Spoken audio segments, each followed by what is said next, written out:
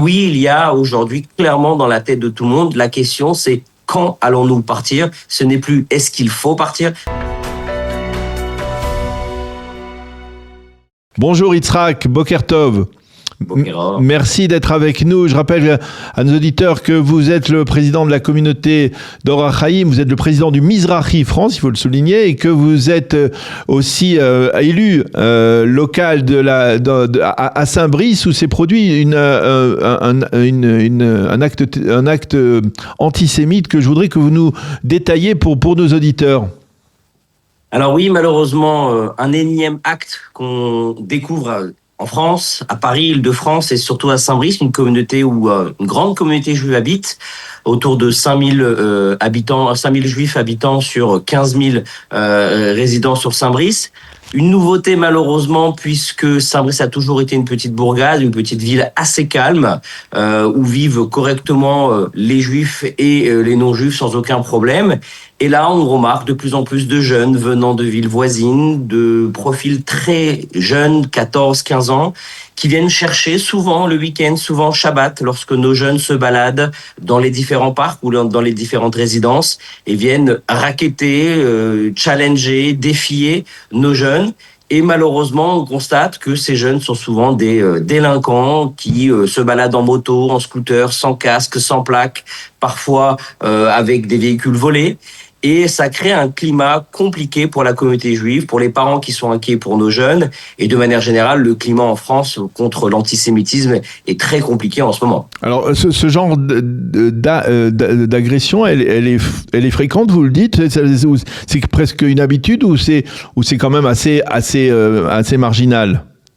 Alors, il faut relativiser les choses. Oui. Saint-Brice reste quand même une ville assez calme de manière générale et c'est peut-être ça qui choque le plus puisque les Juifs qui ont toujours vécu ici n'ont jamais connu cette violence qu'on a pu connaître peut-être dans des villes voisines. Je rappelle que nous sommes à quelques minutes de Sarcelles ou de Garges qui sont notoriamente connus pour les difficultés que la communauté juive a pu rencontrer et surtout liées à l'actualité en Israël.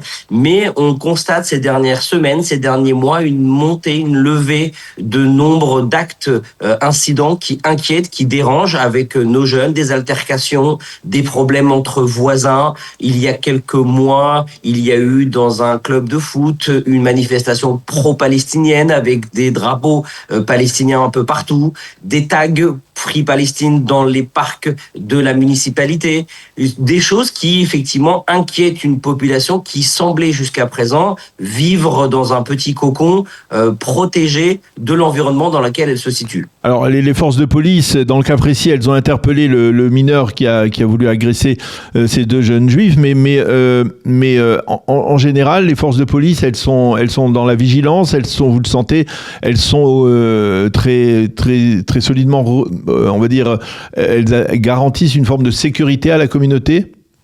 D'abord, moi, je tiens à féliciter toujours les forces de police locales, municipales et nationales parce qu'elles font un travail merveilleux de nous défendre la communauté juive, mais de manière générale, les civils. Le problème, il est que souvent la sécurité n'est pas une priorité pour les élus locaux et malheureusement, les moyens mis en œuvre aussi par l'État sont largement insuffisants. C'est connu et décrié de manière générale par la communauté nationale face aux défis que nous rencontrons. Mais à Sarcelles, Saint-Brice, la difficulté est que Saint-Brice a toujours eu cette étiquette d'une ville assez calme et que donc les forces de police qui ne résident pas à Saint-Brice mais plutôt dans des villes voisines comme à Sarcelles sont déjà assez occupées et il y a de quoi largement faire dans ces villes voisines. Donc c'est vrai que la rapidité d'intervention ou autre n'est pas toujours au rendez-vous, mais elles font le job tant bien que mal. On a aussi le SPCJ qui fait un travail merveilleux, très présent à Sarcelles, mais pas assez encore une fois à Saint-Brice parce qu'il y a eu cette image de Saint-Brice d'une ville assez calme et qui malheureusement c'est un fléau qui suit le fléau français contre encore une fois l'antisémitisme, l'insécurité de manière générale et qui force les citoyens que nous sommes aujourd'hui à peut-être réfléchir autrement, à s'organiser pour renforcer les moyens des SPCJ. Il y a des élections qui arrivent dans quelques jours, peut-être pour s'assurer que les différents candidats s'assurent que la sécurité soit la priorité numéro 1 et pas uniquement de la communauté juive parce que ça a un impact sur tout le monde et ce genre d'incident perturbe tout le monde, non seulement la communauté mais aussi les gens simples de Saint-Brice qui veulent voir vivre leurs enfants en paix dans les différents parcs et les rues de la ville. Alors, on ne peut pas ne pas vous poser la question, puisque nous sommes à Jérusalem, nous sommes sur Radio Kalita. Est-ce que finalement, ce genre de tension, elle suscite une sorte d'interpellation au niveau de l'Aliyah? Il y a des Juifs de Saint-Brice qui se disent peut-être que le moment est venu de partir avant que cela ne se dégrade? Je pense qu'aujourd'hui, et surtout depuis le 7 octobre, il n'y a pas un juif qui ne pense pas à faire sa aliyah. On a vu ces derniers mois un nombre important d'inscriptions à l'agence juive. Le problème, c'est souvent l'exécution de ce dossier, d'avoir le courage et de dire je quitte une bonne fois pour toutes Saint-Brice, Paris ou autre pour s'installer en Israël. Il y a de plus en plus de candidats à l'aliyah sérieux. Il y a tout court, comme je l'ai dit, des candidats. Ça reste des complications qu'il faut s'organiser. Je pense que partir parce qu'il y a des actes de violence ou fuir n'est pas toujours la bonne solution. Je pense surtout qu'il faut se préparer à l'avenir. Je pense que tous les Juifs aujourd'hui se préparent, prévoient un avenir. Il faut encourager les ulpans, il faut encourager les acquisitions en Israël, il faut encourager les reconnaissances des diplômes. C'est aussi tout le travail qu'on essaye de contribuer.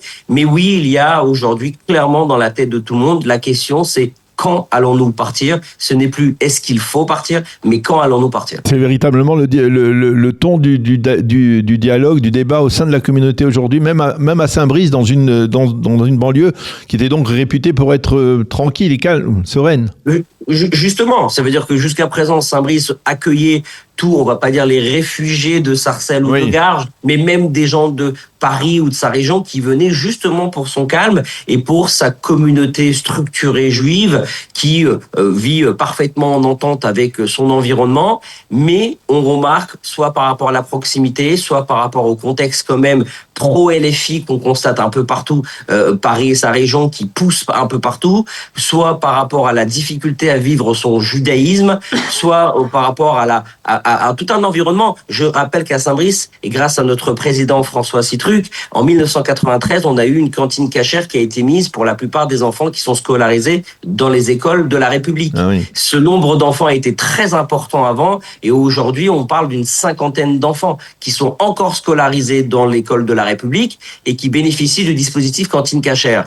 Et on constate donc que ce chiffre a été divisé par 5, 6 au travers des années, et qu'on constate que même les parents qui envoient leurs enfants dans l'école de la République voient des professeurs parler du conflit israélo-palestinien, de mettre des t-shirts Free Palestine, et tout ça choque encore une fois les Saint-Briciens et pousse à des questions évidentes. L'aliyah est une évidence pour beaucoup de Juifs. La réalité, est-ce que tout le monde va pouvoir le faire dans un futur proche? Je pense aussi à la question au gouvernement israélien ou aux autorités qui nous accompagnent pour s'assurer que ça se passe dans des bonnes conditions. C'est effectivement une question qui se pose et à laquelle on essaye de répondre ici à Jérusalem, à Kalita. Merci beaucoup Yitzhak Bar Sheshet d'avoir été avec nous ce matin. Je rappelle que vous êtes élu local de Saint-Brice, président de la communauté Or HaChaim et aussi président du Mizrahi France. Merci d'avoir été avec nous. Bonne continuation et Be'atzlacha. Merci.